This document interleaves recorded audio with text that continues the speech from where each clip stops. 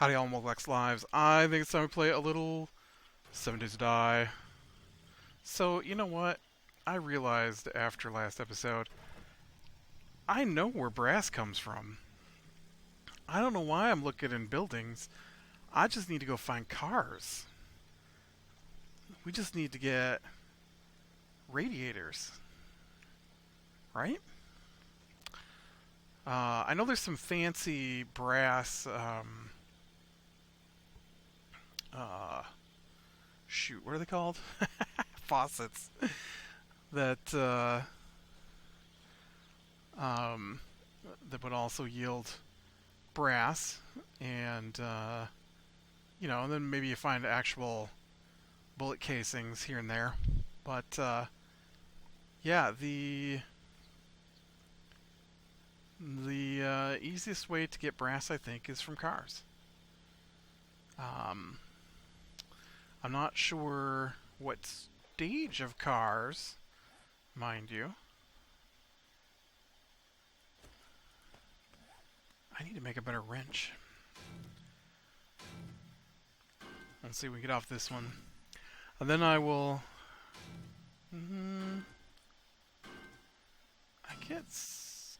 I mean, I can always use mechanical parts and electrical parts and stuff as well, so it's not like it's a total loss if I don't get a radiator. And batteries and engines and, all that stuff that comes from cars. All of it could be helpful. So while we're going around doing this, I so I ordered the Steam Index, right? And so uh, it wasn't supposed to be here till September, and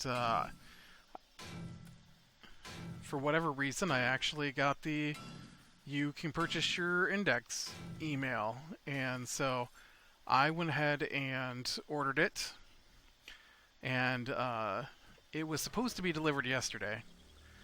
And so yesterday, or Tuesday, because today is Thursday for me. So Tuesday at night, I'm like, hey, I have a package coming tomorrow, and it needs to be signed for. So I need to know, do I need to set an alarm and get up early, or can I just get up at my regular time? And they're like, oh, no, no, we got it. We're here. Everybody's here tomorrow. And so I get up a little later than my regular time because I had stayed up late the night before getting most of yesterday's work done. And because the plan was to get as much of yesterday's work done on Tuesday so that I would only have to spend a couple of hours yesterday getting my work done, and then I would have the rest of the day until last night's D&D session, anyways. Basically, to play around with my new VR headset, and so so I get up and I go upstairs and I don't see a package, but it's delivered sometime by the end of the business day, and so I'm like, oh, all right. So I go in the bathroom. I come out of the bathroom. I start getting my breakfast, and my brother-in-law, who said he would be there to sign from the package, he said, "Hey, your package came. Unfortunately, no one was up to sign for it." I'm like, "What?" He's like, "Yeah, they got this off the door," and so he hands me the slip from FedEx. He's like, "We were here. We tried to deliver. No one answered. We'll be back tomorrow. You can sign this slip." And it is time stamped. It's time stamped for 10:45 a.m. Like, I get that I stay up super late, so my day usually doesn't start until about 10:30, 11 a.m. And in fact, oh man, I got up just after they tried to deliver just after. And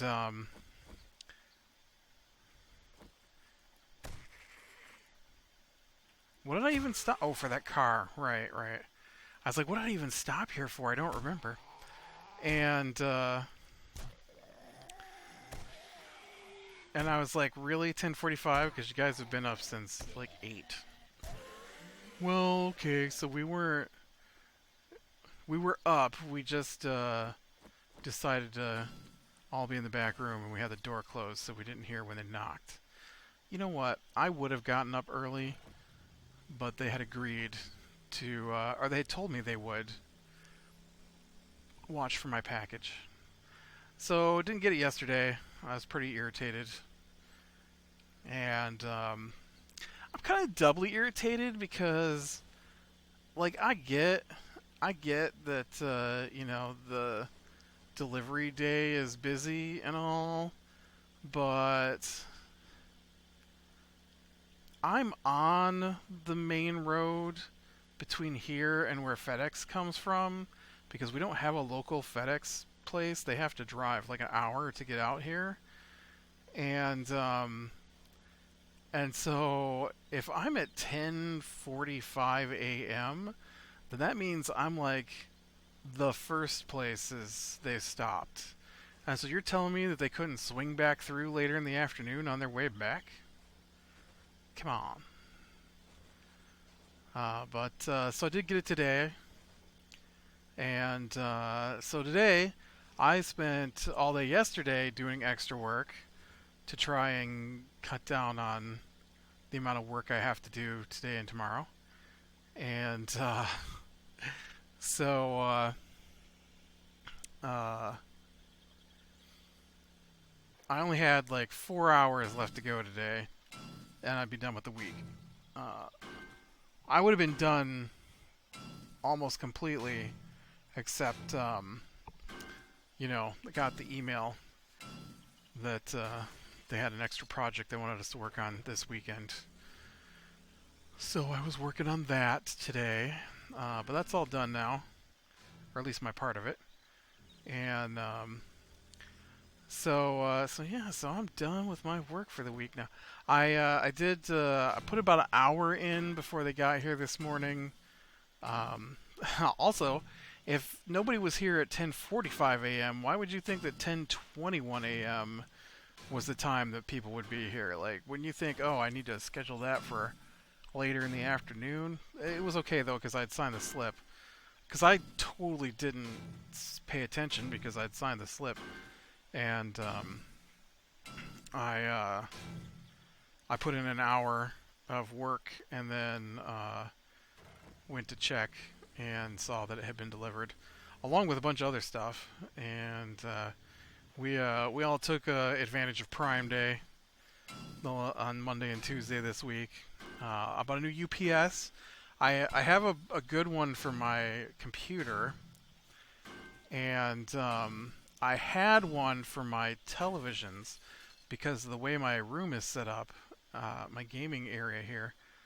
I've got two televisions on the opposite side of the room. They're my monitors for my computers hooked up to both of them, and so it's really annoying when the power flickers from lightning or whatever, and the TVs go out, and but everything else in the room stays on because it's all connected on this side of the room. And so I had a UPS there, but it's like the original UPS that I bought a million years ago. Oh, and so it was not working anymore. And so I was looking, and it's like $90 to buy a new battery for the ancient one, and then they had a new one that was more minutes and higher wattage and stuff on Prime Day for like $160. And I'm like, okay, I'm just gonna get a new one and give up on the old one, I guess. And so I did get that today, and then I also got my index kit today, and so I've got to play with it a little bit more because I don't. I it's surprisingly, yeah, I'm not getting any brass, man. That was the whole point of breaking these things down. It's surprisingly vague in how to set it up. I I wasn't expecting that. It comes with this. Okay. Anyways, UPS. Let's finish my UPS story. So I got that all hooked up first, right? And so that's a new electronic device. And you know what it's like when you plug in a new electronic device. So that thing's sitting over there kicking out fresh electronic stench. And I'm like, oh, good, because that's I have bad sinuses, get bothered by everything, and I can already feel the headache coming on from the new electronic stench. You know what I'm talking about. And so then I get out my index, and it's in a pretty big box. Um, I feel like it could have been packed a little tinier, but it's in a pretty big box for sure. Like I would say 3 to 4 shoe boxes stacked side by side. Um, and it's in 2 layers. And so the top layer had the controllers and the headset, and then the bottom layer, oh, and the base units, and the bottom layer had the cords for all of that stuff. And so I get out the little box that is velcroed to the spot where the headset is in the packaging, and so I pull that out, and it's a pretty thick little box, like inch and a half thick, and maybe not an inch and a half, but approaching an inch and a half thick. And I'm like, whoa, there's like a lot of stuff in this thing, but I expected it because it's a complicated machine, right?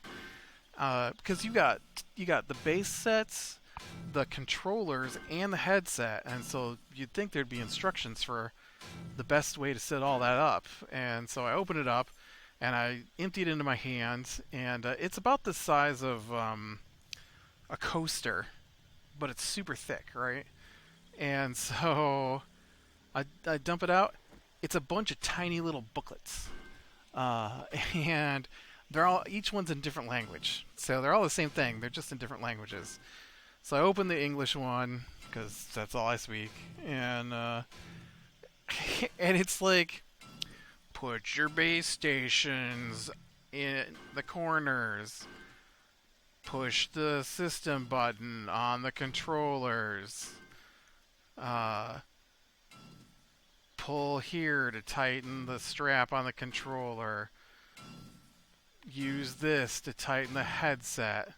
I'm like, really? You don't have like detailed instructions on what every little thing does in this booklet? And I mean, I haven't looked at. There is another booklet in there I didn't look at, but like I've been looking around and they just don't have anything that's super informative like I was expecting. And so um, the base sets are really easy to put in. I have a surround sound system, and so I basically just put a base station on top of the speaker in one corner and a base station on the top of the speaker in the other corner, because they're just a little motor and laser, basically laser light, LED light, kind of like if you ever use like the Wii.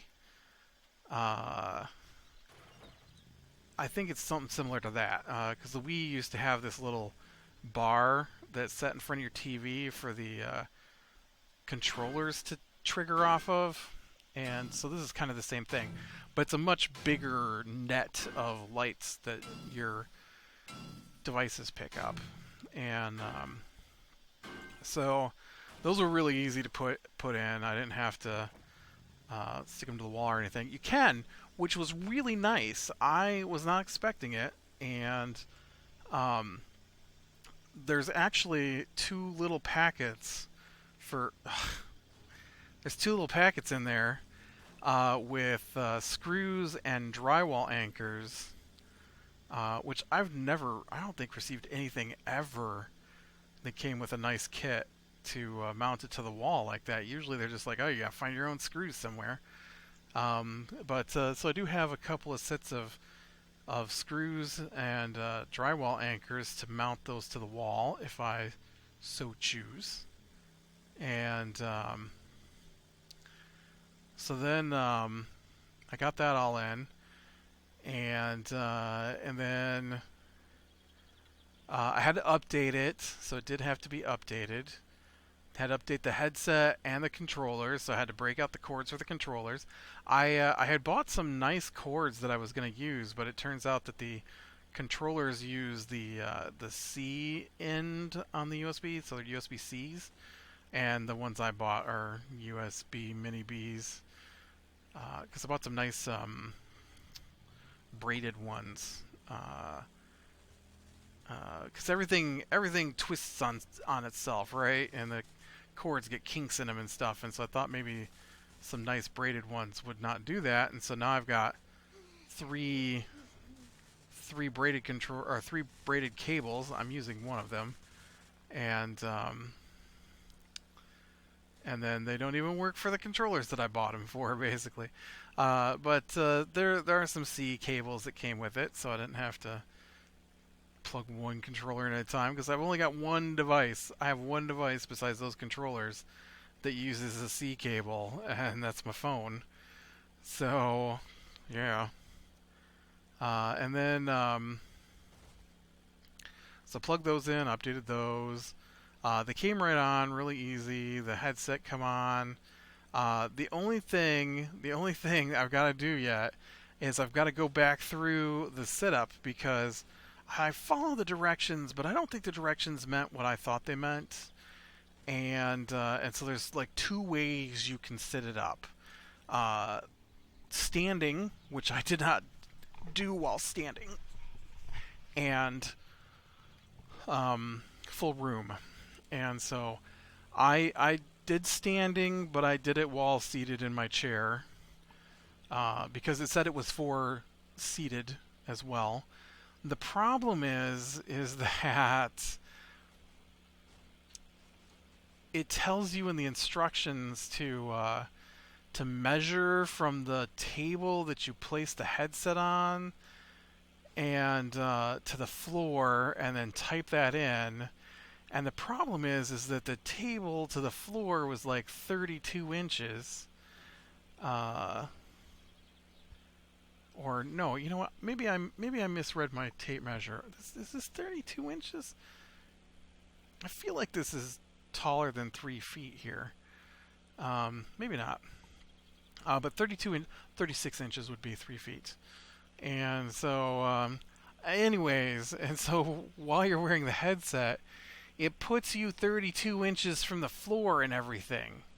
And so I feel super tiny in everything. And so it's hard to see because you're so low to the ground. And so I need to redo that correctly. I don't know if I'm going to set it up to be the whole room thing this next time because there are some things I wanted to try out, but they only work in the full room setup. And the thing is I don't want to be moving around a lot because you can't see anything, and I don't want to trip over stuff. And I don't have an empty room to play in. And the games don't really require you that I've played so far to. I mean, all the movement is done with the hand. It's not like the game takes notice of you walking for the most part. It kind of does, but you know, you don't have to do a walking motion to move in the games that I've played. Use the joysticks that are the thumbsticks that are on the device.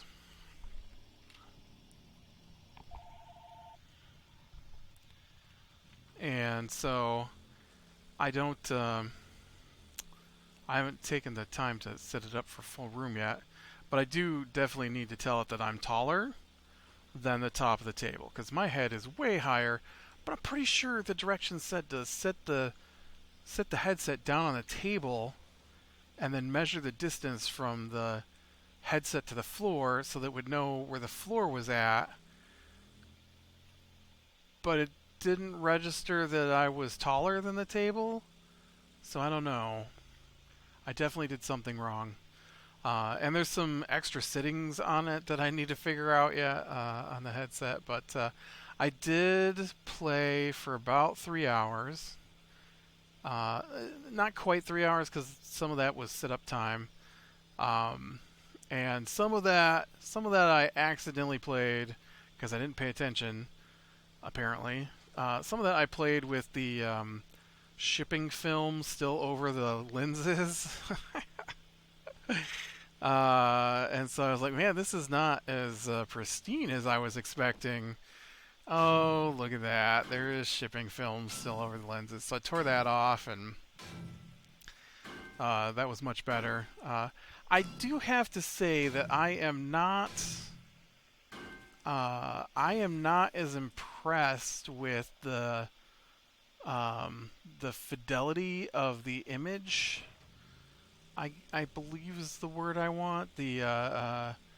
Because it's like playing in VR is like uh, I want to say it's nearsighted, and so um, you everything any distance away from you is blurry, and I don't understand. Like stuff within like 10 air quote 10 feet or so is fine, but anything farther than that is blurry, and I just don't understand why that's a thing because not every game seems to do it, but a lot of them do. So I need to figure out what's the setting to turn that off. Now, I was worried. I was worried that my oh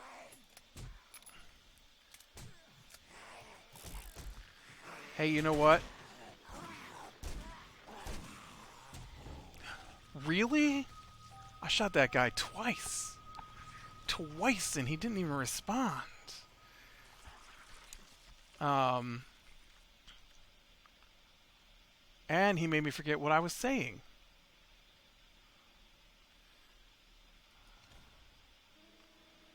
And my bed is far away from where I thought it was. Joy. All right, let's see if we can run through the desert then. But I don't know. I feel like the image should be crisper at a farther distance. So if I can figure out, oh, what I was saying was some of that also could be. I believe I read that it auto senses the resolution it can display at. And I haven't played with any resolution settings because I'm still playing with my 970 GTX video card, and which is like the minimum requirement. But I didn't have any issues with it today. A little stuttering, but you had to wait, and then it would go away. But I didn't have really stuttering in the games. It was just in the Steam VR Home, which is like your apartment that you can decorate and stuff, and invite people to come over, I guess. Um, but yeah, it's pretty cool. It's pretty cool. I was impressed at how well, if Skyrim, which is the game I spent over an hour in today, Skyrim actually translates better into VR than I was expecting. Like, I keep reading about like, oh well, this isn't a real VR game. They just slap you into Skyrim, and the controls don't work, and but I only had a little bit of problem with the controls. The trick with the controls is that every headset has a different control scheme, and so not everything is patched to work with the index yet. I'm assuming it will patch, And so when you play like Skyrim, it's not directly linked up to the index controllers. It's using the some other thing, and so it asks you to use buttons from like the gamepad. But I'm not playing with a gamepad, and so when it's like press the Y button, well, you know what? My index doesn't have Y buttons, so I gotta figure out what button does what. And I'm not sure exactly what happened, but at one point I could open a menu, and then later it opened the wait menu. So somewhere in there, I've got to figure out how I was alternating between them. Uh, it's also crazy how many buttons are on there because there's only two buttons that are named A and B, and then the thumb. There's a thumb pad, just a tiny, like the size of your thumb. That's also a button and a scroll wheel and a touchpad, but it's tiny. And then there's the thumbstick, which you can click down, which is a button. There's a trigger on the opposite side. And then the one that I was not expecting was the handle itself, you squeeze. And so when you're playing Skyrim, the squeeze is actually one of the buttons you use. Uh, and so, but it plays fairly well. Combat's a little weird because I don't quite understand what I'm doing yet. And so I didn't necessarily run into any issues with combat, but I'm not sure that I'm doing it correctly. Things are dying. I just it feels like it's missing a responsiveness that would let me know if what I'm doing is correct. Especially on the defense end of things, because they talked about blocking with your weapon, but I'm not sure how to do that. And I felt like I was still getting hit while blocking arrows when I had a shield, even though they were sticking into the shield. So I don't know how well that was working. It's a little hard to tell combat-wise if I'm doing it right. Shooting arrows was easy enough. I did that one time, and yeah, no, it was pretty fun. I played a little bit of Subnautica, a very tiny amount of Subnautica because it told me I was using the wrong controllers. So I've got to figure out if it just thinks that, or if that's actually the case, and I need to be using like my keyboard and mouse while I play that. I played a little bit of Minecraft, which was interesting. Suffered from the problem of the fact that it thought I was tiny. You were, because your character in Minecraft is 2 blocks tall, right? And so, but it took the setting from the VR setup, and and so my character was less than a block tall. Or no, yeah, less than a block tall. I wasn't even a block tall. And so it's very weird to play Minecraft when everything was so much bigger than you are. But the control scheme was pretty cool. Your inventory wasn't just hanging in the middle of the screen. It was attached to your wrist. What is this? Some kind of radio thing. And and so when you want to switch something on your inventory, you touch it. So it took me a little bit to figure out how to even open my inventory so that I could craft things. But so I played that a little bit. That was pretty cool. I just didn't like being smaller than the block. I only played Skyrim for so long because there's an actual slider setting in Skyrim to change how tall you are. And so I slid that up so that I was an appropriate height for me. And so I don't know if that means I'm going to be super too tall when I fix it and go back in, or if it'll be okay once I fix it and go back in. I guess what I should have done is when it told me to measure from the thing to the floor is I should have put in about my normal height. So I should put in like 72 inches instead of 32 inches. And then it would have been like I was standing up instead of seated.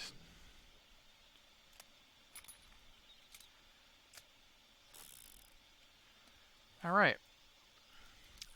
Well, I think this is probably... I got one car radiator.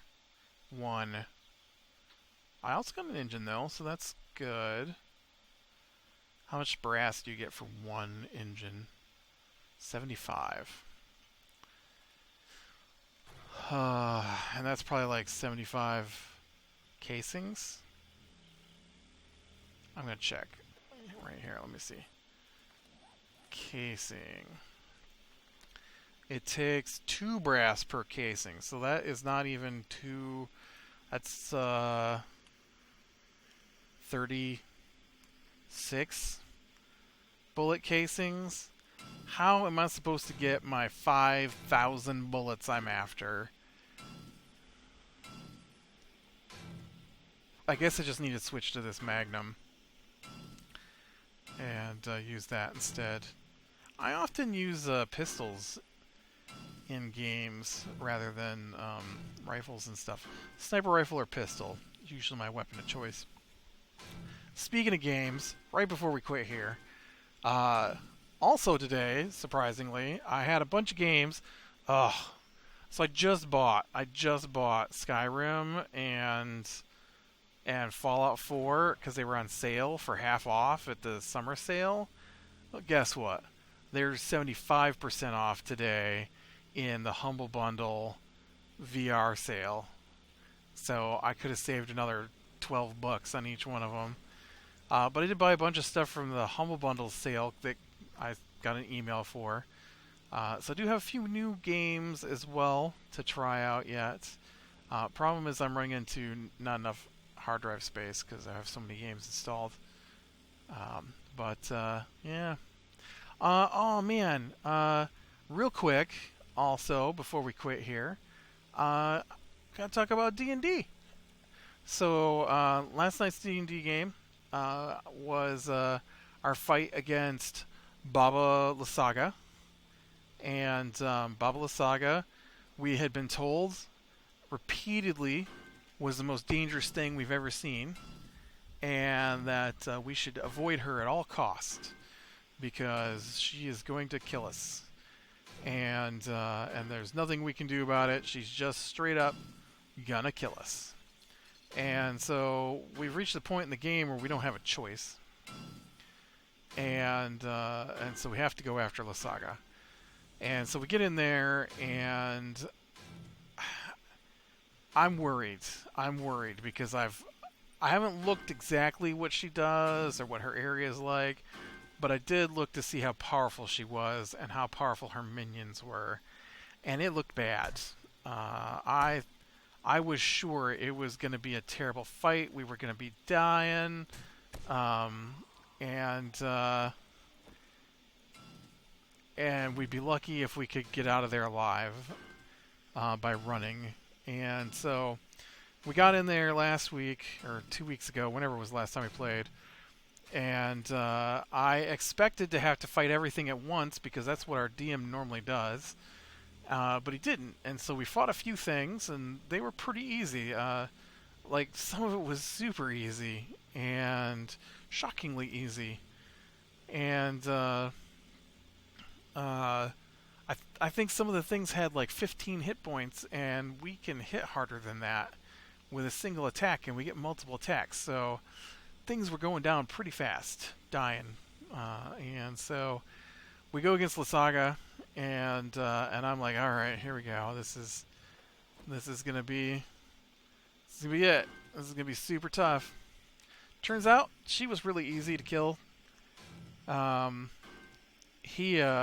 Our DM, he specifically altered the fight to make it more difficult on me. And so Lasaga come out of her house to fight us, and she immediately got in her flying skull and flew up in the air because my one character is a paladin who uses a sword and shield to fight. And so you can't hit things in the air when you're carrying a sword. But he only put her 30 feet in the air, and so I moved over and used the spell I have called Misty Step. And so I questioned down if we would be able to stand on the skull. He's like, well, you can't get in the skull, but you could stand on top of the skull. And I'm like, all right, I'm going to Misty Step up to the skull. He's like, oh, shoot, I didn't think about that. And so then we proceeded to mangle her skull until it crashed on the ground, and then we killed her pretty quickly after that. But he also cast the dumbest spell in all of D&D. I hate it so much. I hate the whole... There's a whole line of them, but this one's the worst. And they have a set of spells that's totally unfair. I don't understand. Like, melee characters pretty much don't get auto kill abilities, and they don't get auto hit abilities, but casters get them. And there's magic missile, which if you don't have shield automatically hits, and so they got this one stupid spell. I hate it so much. Because the 2 times I've encountered it now has been about the same level, and so the people that are casting it are way higher level than we are, and so they have a much higher required roll to get past it. And so it's power word stun. Only for whatever reason, oh shoot, I'm a dead man.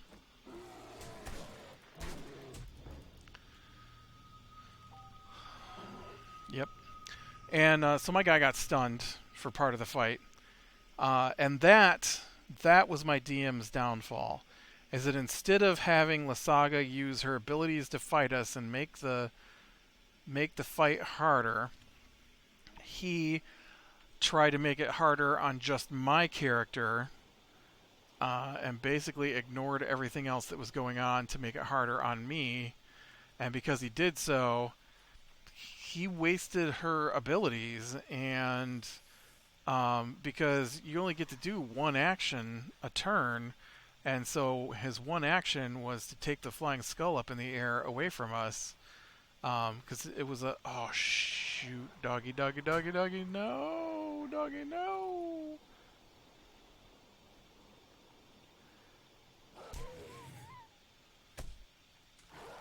And then he wasted another one to do power word stun. Oh, I killed the doggy. Now I'm gonna bleed to death though. But yeah, so Lasaga went down. Lasaga went down pretty easy, and I was shocked. I thought it'd be much tougher. And then I know this is going on longer than it needs to. And then after it's all over, basically Strahd told us to kill Lasaga, and so we had found out that Lasaga was involved in turning Strahd into a vampire, and so I wanted to talk to Lasaga to see if she would side with us against Strahd. I mean, we would probably have to kill her later because she's an evil witch who's killing people, but I wanted to know if she knew anything about Strahd. And so we showed up, and I tried to talk to her, and we're like, hey, Strahd wants you dead, and he sent us here to kill you. And then our DM, who doesn't like us to talk to bad guys, decided that